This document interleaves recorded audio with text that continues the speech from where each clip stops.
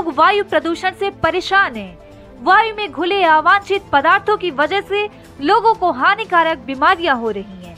इसके बावजूद भी लोग जागरूक नहीं हो पा रहे हैं। वाहनों से, मशीनों से, फैक्ट्रियों से निकलने वाले धुएं पर लोग नियंत्रण नहीं लगा पा रहे हैं।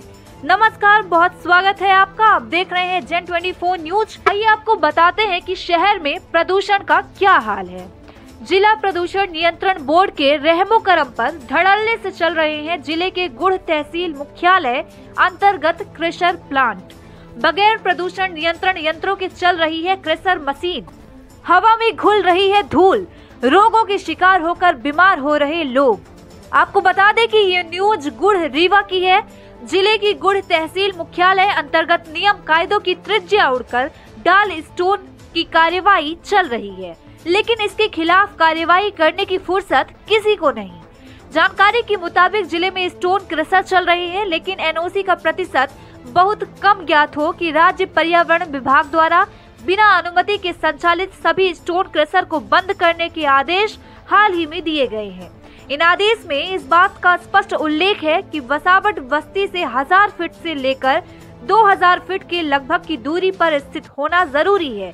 इसके साथ ही अन्य नियमों का पालन करना अनिवार्य। आदेश के तहत जो भी स्टोन क्रशर उसके परिधि में आते हैं उन्हें तत्काल बंद कराया जाना था, लेकिन चंद रुपयों के लालच के चलते ऐसा नहीं हो पाया। नियंत्रण बोर्ड के नियमों की अनदेखी, गिट्टी क्रशर संचालकों द्वारा प्रदूषण नियंत्रण बोर्ड के नियम कायदों को ताक पर रखकर पत्थर का कारोबार करने का मामला सामने आया है, जिसमें निम्नानुसार परिसर में वृक्षारोपण तो करना दूर, अब तक इन्होंने धूल उड़ाने से रोकने के ना तो मशीनों की स्क्रीन पर MS सीट लगाई है और ना ही वाटर स्प्रिंकलर। ऐसे में रोजाना बड़ी तादाद में किसानों से निकलने वाली धूल हवा में घुलकर मजदूरों सहित आसपास रहने वाले लोगों की सेहत को खतरा बना रही है। मामले की जानकारी मिलने पर सुभाष नगर के रहवासी मीडिया सूत्रों द्वारा मिली जानकारी अनुसार गांव परिसर में संचालित हो रहे क्रशर मशीनों की पड़ताल की तो सामने यह मामला आया कि यहां चल रही क्रशर मशीनों को पूरी तरह से नियमों की अनदेखी हो रही है।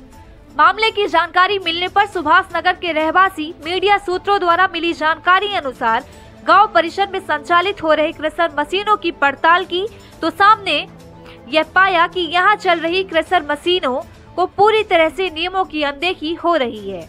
वहीं एक भी मशीन पर वाटर स्प्रिंकलर नहीं मिला। नतीजा चारों तरफ उड़ रही धूल। इसके अलावा गहरी खाई और सैकड़ों एकड़ जमीन खुदी पाई गई। धूल से मर रहे मवेशी, जानवर, गांव की फसलें भी हो रही हैं बर्बाद। ग्रामीणों की मानो तो क्रशर मशीनों से थोड़ी ही दूरी पर उनके खेत हैं। यहां से उड़ने वाली धूल के कारण हर साल उनकी फसलों का नुकसान तो होता ही है, साथ ही मवेशी भी मर जाते हैं। क्रशर संचालकों की मनमानी के चलते ग्रामीण क्षेत्रों में स्वास्थ्य संबंधी बीमारियां, खासकर गला खराश, टीबी जैसी बीमारियां भी पैदा हो गई हैं। क्रशर संचालकों के द्वारा स्वीकृत पत्ते से ज्यादा जमीन पर कब्जे की जाने की वजह से ग्रामीणों को परेशानियों का सामना करना पड़ रहा है। गाइडलाइन के तहत वायु प्रदूषण निवारण एवं नियंत्रण अधिनियम 1981 के संदर्भ में केंद्रीय प्रदूषण बोर्ड दिल्ली द्वारा जारीकरण के अनुसार क्रशर मशीन की स्क्रीन को MS सीट से ढककर उसमें सांकासन पाइप द्वारा धूल बाहर निकालकर अन्य चेंबर में एकत्रित कर जल छिड़काव करना होता है। वहीं जीरो गिट्टी की अंतिम डंपिंग बिंदु पर टेलीस्कोप सूट स्थापित करना होता है। इसके अलावा परिसर में वृक्षारोपण करना वायु प्रदूषण निवारण एवं नियंत्रण अधिनियम 1981 के संदर्भ में केंद्रीय प्रदूषण बोर्ड दिल्ली द्वारा जारी गाइडलाइन के अनुसार क्रशर मशीन की स्क्रीन को MS सीट से ढककर उसमें फंक्शन पाइप द्वारा धूल बाहर निकालकर अन्य चेंबर में एकत्रित कर जल छिड़काव करना होता है। वहीं जीरो गिट्टी की अंतिम डंपिंग बिंदु पर इसके लाभ परिसर में वृक्षारोपण करना और परिसर में धूप जमा न हो, इसलिए लगातार सफाई तथा डंप को तलौरपिन से ढककर रखना जरूरी है। इतना ही नहीं, क्रशर संचालकों को नियमानुसार मजदूरों की सुरक्षा के लिए उन्हें वक्त उपलब्ध कराना अनिवार्य है। नमस्कार।